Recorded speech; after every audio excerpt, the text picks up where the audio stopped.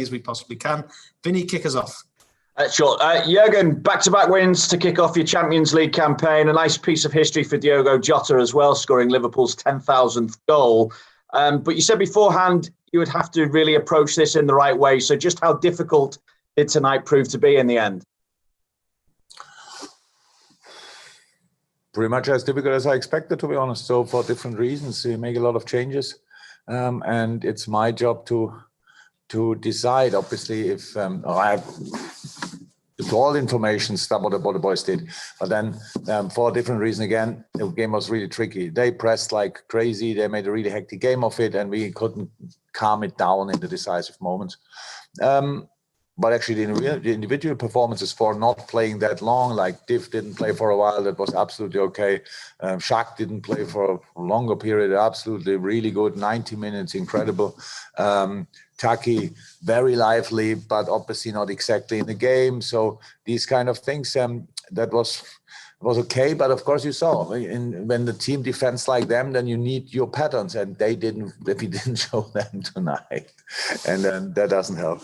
But we scored a goal anyway, and in probably the best football moment, where we really passed through exactly like we should have, and they had really big chances, 2, 3, but 3.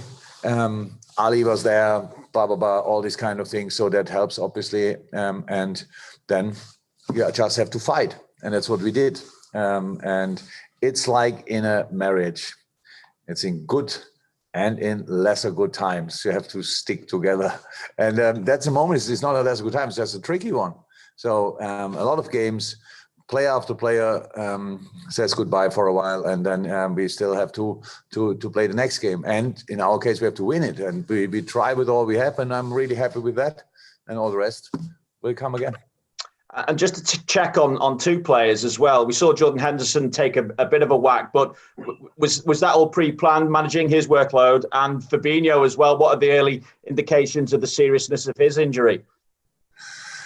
First, Hendo, second half time, he wants to play on. But before the game, I decided already that we have to share it, 45, all the rest is would have been ridiculous. But Hendo Hendo is the halftime. No, boss, I can go on.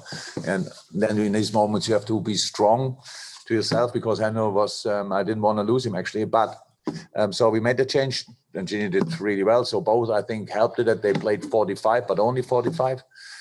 But I don't know. So, well, you know it. Muscle injuries are like this. You get the result, but tomorrow morning probably. So we have to wait for that. Thank you, Vinny. One from Dom King, and then after Dom, we're going to go to, let me just check, Kenneth and Jonas. Dom first.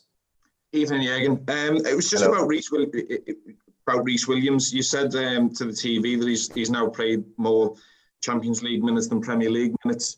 I mean, how sort of would you feel about if he had to play, if he had to play against West Ham? Tell us a little bit about the boy in terms of his character and his his composure, because he didn't seem to suffer from any nerves tonight.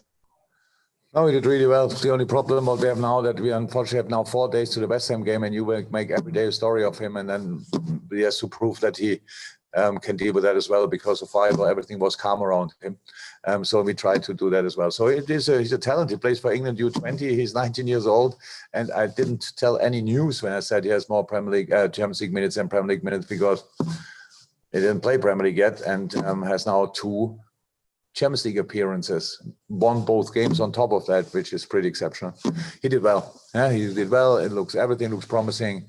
And apart from Rhys, we have still Nate Phillips, who, for the reason that we thought he might make a transfer to another club, he's on the Champions League squad, which is strange. But he is a centre half as well.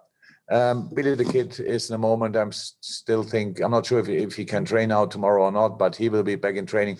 So we have young, very young and unexperienced alternatives. And in a moment, it looks like that we have to choose one of them. So yeah, I don't know yet, but to be really clear and positive, Rhys was not in one situation tonight our problem. He played a really good game. Okay, in order, we're going to go first to Kenneth for a question from one of our Danish visitors, then Jonas, then John Murray, and then finishing with Lasse, and that's probably it for the press conference. So first of all, Kenneth Christensen. Yes, hello Jurgen, can you hear me? We can, yeah. Jurgen, at one point in the game you looked unhappy about a hard tackle and talked to Graham Prisker on the other bench. Do you think they went over the line, Midtjylland? No, not at all. Hard challenges, but Midtjylland did tonight was absolutely brilliant. I love this. So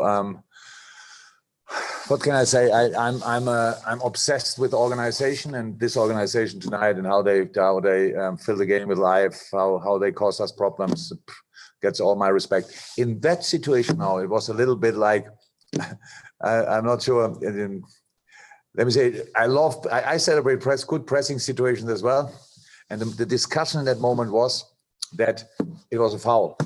And maybe my colleague didn't see that. He was already celebrating the situation when he didn't see that it was a foul. That was the discussion we had. Nothing else. I hope you didn't bother him in the press conference with that question because it was nothing. And so no, they were not over the top. They were hard. That's how football is. In that situation, it was not even a hard foul. It was just a foul.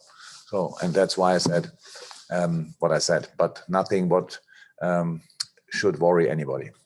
Okay, Jonas, who's in the stands, and then we're going to go to John Murray, and then we're going to finish with Lasse. Jonas. Hi, Jurgen. Yesterday you talked about the Danish people's confidence in FC Midtjylland. Today you changed a lot in your team. Was that a point of underestimating FC Midtjylland, or is that only us Danes thinking that? I'm not 100% sure if I like your question because, or maybe you didn't like my answer yesterday. That's why you asked this question today. That's possible as well. Then cannot change that, obviously. If you would watch a little bit more Liverpool, you would know how our situation is, and then you would not think that this today is a sign for not respecting Midtjylland. But in the end, the good thing in your job is you can write what you want. No, actually, the lineup we chose was we wanted to show the respect we have for Midtjylland because we needed fresh legs desperately. And I think if you watch the game, I'm not sure you did, but if you watched the game, then you saw we needed each fresh leg we could get. And with the 5 possible changes, yeah, we could then finish the game off. And I'm pretty sure, I hope that you didn't make a story where I said Denmark needs more confidence. It was about you, not about Denmark. You need more confidence. Denmark is fine. John Murray from 5 Live on the BBC, and then we'll finish with the last. Jurgen, just a quick one. What is the state of Joel Matip's fitness, and can he be available for the weekend, do you feel? I don't know. We have to see. So how it is. Look, if it would be only one game we play, if it's the last game of the season, then I think we could make probably one or the other fit for one game. But then we play 3 days later again, and we need again players. So the players who are now injured, we cannot use them on the first day of being fit again, let me say like this, or not injured anymore. So they need then like a proper build-up for the rest of the season. That's what we try. And it's this juggle all the time between the fit players, how much can they play still, and when can we use the others again. But we are really interested in that fact. So you can imagine we try everything to make everybody fit as quick as possible. And last question, hopefully let's pronounce it right. Lasse, we spoke yesterday. Lasse, yes. Yeah, yeah, exactly. Hi, Jurgen. Hi. Congrats with the win. Thank you. I would like to know, did anything about the Midtjylland performance surprise you? No. Actually, not at all. Look, again, with the 5 changes, I think it's then easier to keep it up for 90 minutes. I don't think that they have to play this kind of pressing over 90 minutes in Denmark a lot, but they did it tonight. I said it already to the colleagues outside. I think Midtjylland wanted to prove a point tonight, and they did. Probably that they can be a really uncomfortable opponent, and that's what they were tonight. And for us was the challenge tonight to deal with the pressing, which the high press was not so much a problem, but then finding solution in the middle, how do I say, my fault because of a lot of changes, and we were not patient enough, blah, blah, blah, didn't pass quick enough, all these kind of things, so football things, but they forced us to. And so they had then really 3 big chances, and no, not surprised at all. I know that's how football can be. But I said last night, it's not, you're not a small team. Even if people think you are a small team, in the game, you can show how big you are. And that's what Midtjylland did tonight. And I hope everybody saw it. And so really respect. Fantastic. Thank you, guys. Those who are in the stadium, safe journey home. See ya. Thank you. Bye-bye. See you later. Bye-bye.